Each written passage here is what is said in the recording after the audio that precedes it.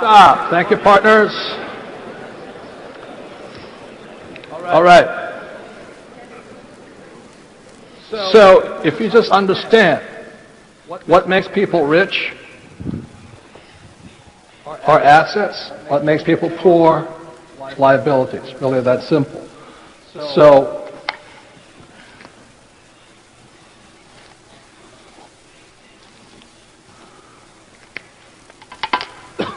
in the world, there are 4 basic asset classes. Number 1 is a business.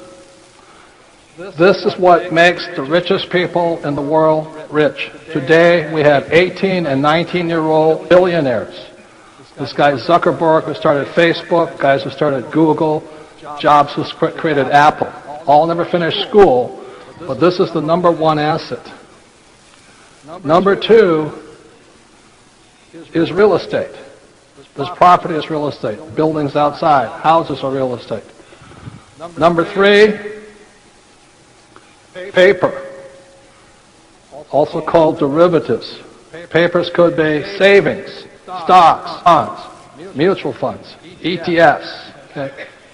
That's what most people invest in, and I'll explain why. And number 4, commodities. Commodities could be gold, oil, silver, corn, soybeans, cattle, hogs, things like that. Okay? So, the reason I want Kim up here is we want to talk to him.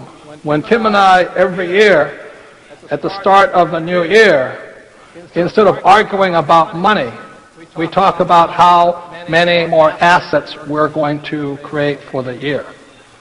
So this year alone,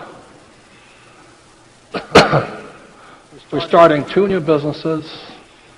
I think we've added 1,100 units this year. 1,100 units, yes. So you explain what we do as husband and wife. Well, I mean, every year we get together and we set our goals. So we have our business goals for our business. We have our fitness goals. We have our relationship goals, and we have our asset column goals. So every year we go through and go, how many assets do we want to add to the asset column? So, for example, Robert likes oil and gas. It's not my favorite. We have different likes in assets. My favorite asset is what I understand the most. We also do a lot with commodities. So we sit down and go, okay, so how many real estate units are we going to add to our asset column this year? How many oil and gas properties are we going to add to our asset column this year? How much gold and silver? How much paper are we going to add? So we just go down a list and we have a goal for our asset columns, probably one of our biggest goals. That and I would say our fitness goal is the 2 biggest goals. And the change for me in my mindset, the real shift for me in my mindset happened from shifting from, I was always taught to focus on income, to focus on my job salary, to focus on wages, to focus on my hourly rate if I'm a consultant, and if I can work more hours or I can raise my rates. I was always taught to focus on income. And the shift for me came when I started instead focusing on assets, because assets is what allowed Robert and I to become financially free. And when we became financially free in 1994, people assumed we had millions of dollars to live off of, but we didn't.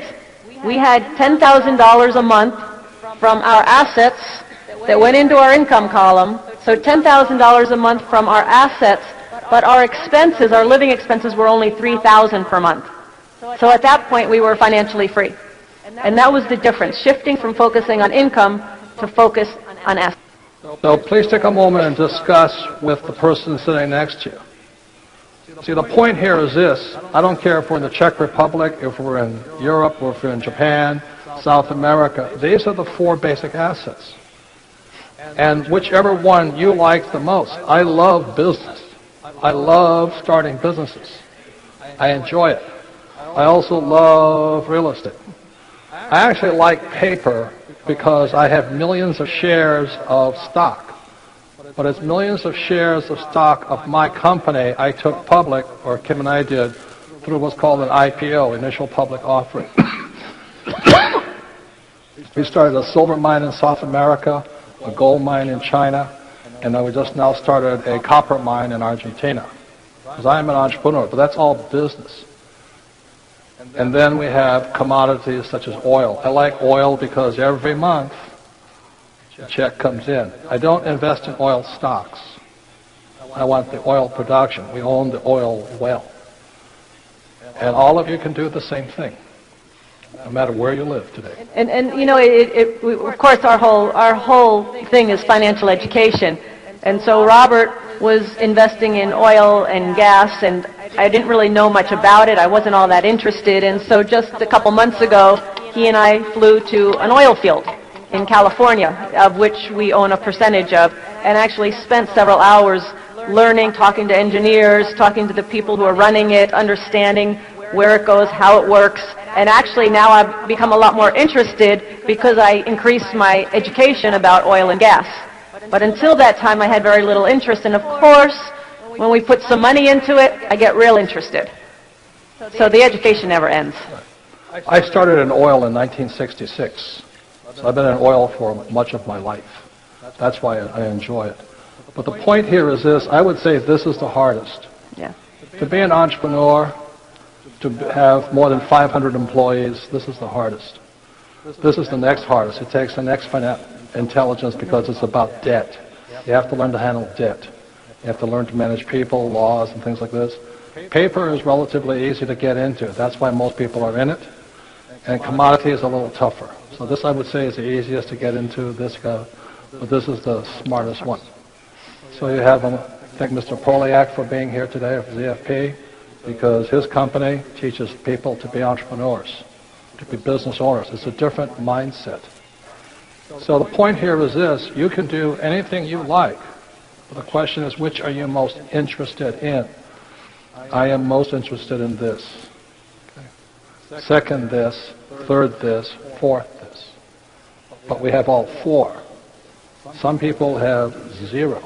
That's what makes them poor. So even if you have nothing, as Kim says, when I met her, I was at zero. We were at zero. But every year, right after Christmas, we sit down and we talk like husband and wife. And we don't talk about how much money she spent on Christmas cards or gifts. We talk about what assets we're going to add. So by 1994, as Kim says, and we've been married 8 years, right? 8 years. We got married in 86, been married 8 years. We had $10,000 a month coming in whether we worked or not, and we had $3,000 going out that way. We're free. Very simple. Today, it's about $2 million a month. Every year we add more to it. Every year we add more to it. And that's why the rich get richer.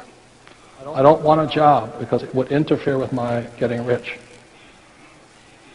Okay. Next year,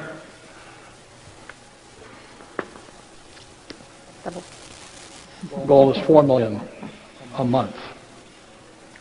A lot of people don't make $1 million a year. To make $4 million a month is a lot of money.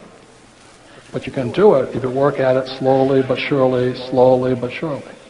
As your intelligence grows, your returns increase. That's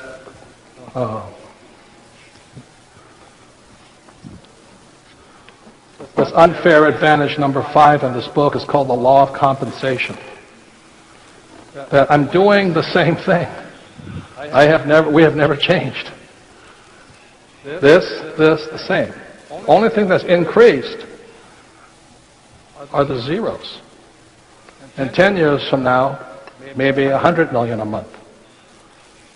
Because I'm doing the same thing. I'm always studying. I'm always learning. I don't want money. I want assets. Rule number 1 in this book, if you read the book, rule number 1 is the rich don't work for money. I do not work for money. I work for assets.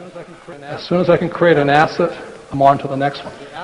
Because the asset, as Kim will talk about the oil fields, every month for the next 100 years, that oil field will put money in our pocket. And that's why the rich get richer. That's why right now between Russia and China and Other parts, they're fighting for the pipelines, for gas and oil, because that's what the rich want. They want the pipelines of oil and gas. They want the business of real estate. They don't want a job. So I'm going to ask you to take a minute. If you're married, what do you guys talk about? And I would add this, to get to 10,000 a month, I mean, it's a process. It is a process. I started in '89 with a little 2-bedroom, 1-bath house, and it was 5 years before Robert and I got to 10,000. So it's a process. I don't know why people think when it comes to building your wealth and building money, building a business, that it's going to happen overnight. That doesn't happen. It comes one step at a time, taking baby steps and growing and growing. So it took us 5 years to get here, and then it took us another about 15 years to get here. But my point is that it's a process, and it comes from learning, because I couldn't do a lot of the investments we do today. I couldn't do that when I didn't know anything. So I just started very small with very small money, very small projects, and just built from there. But it was a process. It takes time. So if you're married and you're sitting with your spouse now, your husband or your wife, maybe you should talk about this every Christmas rather than fight about money, you know. So please take a moment and discuss what we just talked about here, assets versus liabilities, how financial education increases the more you stay with it over the years. There's 4 asset classes. Which one do you like the best? And start with that one. It doesn't make any difference. Just start. And have a good time, you know. And every year you'll get richer and richer. But if you just focus on how much money you make from your job, you'll find out that you'll only pay more tax. Okay, so 1 minute, discuss what we just talked about. Ready, go.